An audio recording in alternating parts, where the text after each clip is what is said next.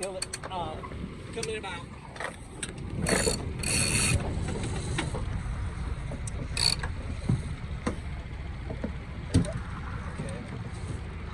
Find a good avenue for slipping through.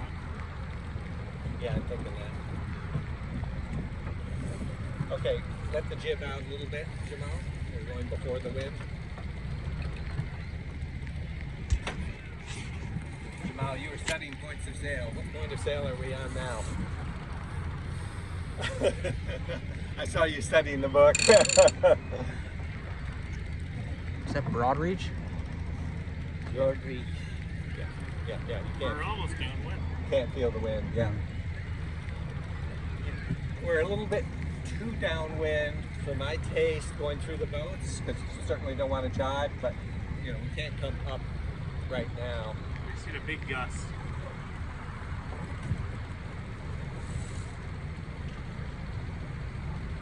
So while we're in this inner harbor, always have the engine on, someone on the engine, and on the jib sheets, you don't lock down the jib sheets, so you keep them as they are now. Just one or two wraps holding it, so you're ready for any eventuality. Yeah. So yeah, Zach, this will be your life in July, sailing amongst the boats. So we keep our eye on the jib. When it starts to collapse, we're at risk of jibing. So it's I'm going to come up as soon as I get behind this boat. I'm going to come up a bit. I don't want to be.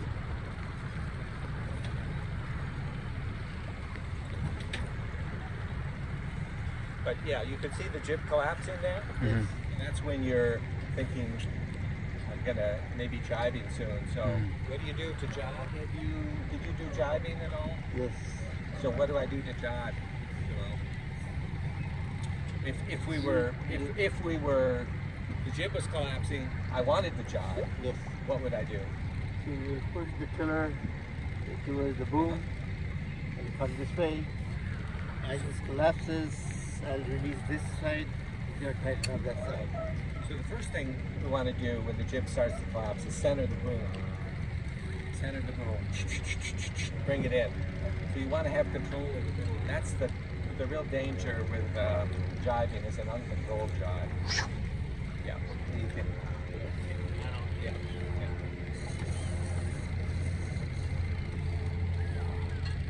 So you center the boom, and then once you got it centered and you're on a run right before the wind, you have perfect control of the boat. So you can just pause for a little, don't rush it, and then jibe home. And that's when you move the tiller and switch sides.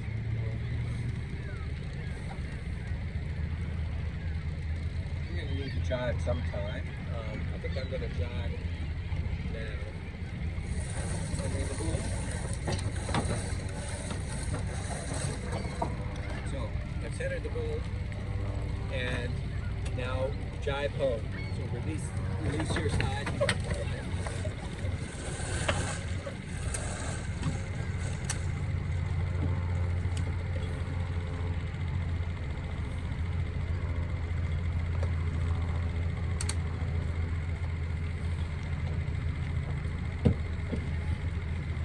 One thing that happens a lot with this boat is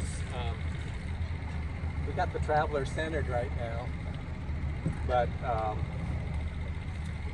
you start moving around, you sit on that, and you release the Traveler inadvertently. So if you could just, with one hand, wrap the Traveler, well, yeah, just wrap it around the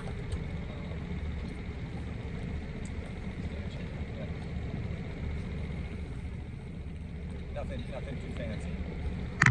That's fine. So what happens if you end up inadvertently releasing the Traveler? What's the problem? The main's gonna lose its power. Yeah, you'll lose Yeah. wind. So the Traveler's going to drift to the sail side.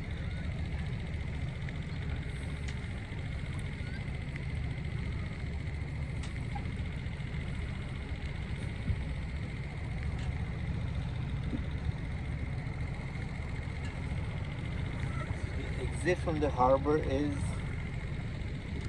down there is the entrance. Yeah. So I think so. It's always good to be thinking about what you're going to do next. I think I'm going to go down close to that good-looking Beneteau, Yeah. whatever that is, ahead of us. Yep. And then we're gonna jibe again, and then hopefully make it out on that. So,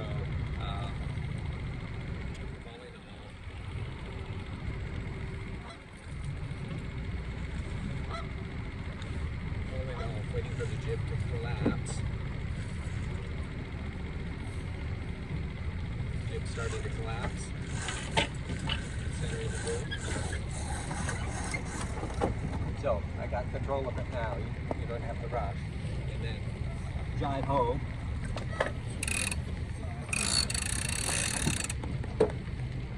Don't pull it in tight when you're on like this. Leave it out. Yeah, it's kind of quiet right now. I think we are protected. I think part of it is we're protected from that. Be a little more when we get out. So now, what do you think, Tony? Can we make it out? I think so. Yeah.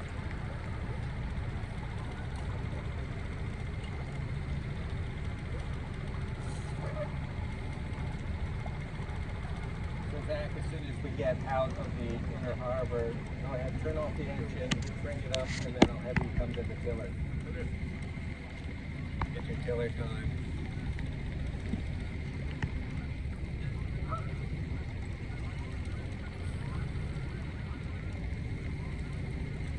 So Tony, you sailed in San Diego. Yes, sir. What kind of boat were you sailing on? On 14-foot 18s and 22-foot Capris. Also did. Are some of those keel boats then? Yeah. And then twice on a 25-foot Catalina. Okay, yeah. Yeah, I like the Catalinas. Yeah. That one was kind of heavy, I guess you could say. But Compared to those other boats. yeah, the 22 was my favorite. Yeah, yeah. Well, you know, if you like a little more exciting sails, getting yourself wet, Mm-hmm. I like the Ideals. They aren't in yet, Gotcha. but they're usually out here. It's an 18-foot keel boat.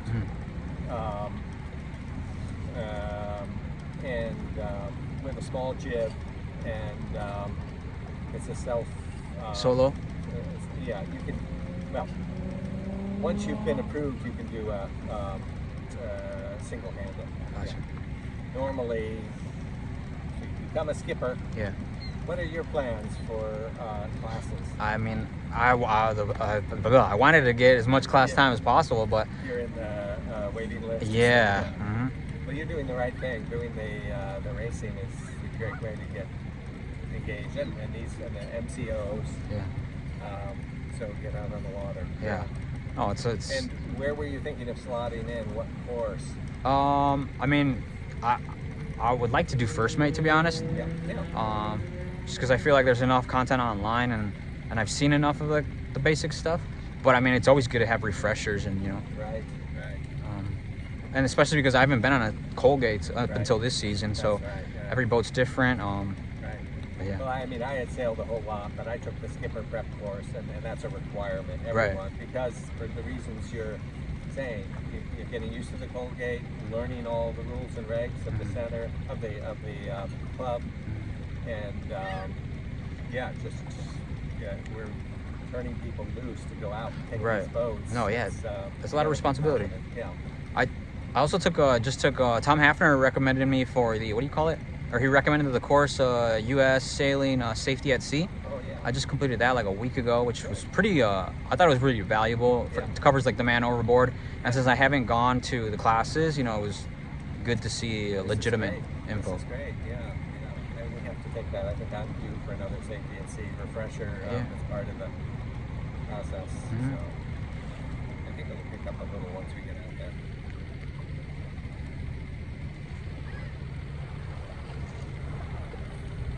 Okay.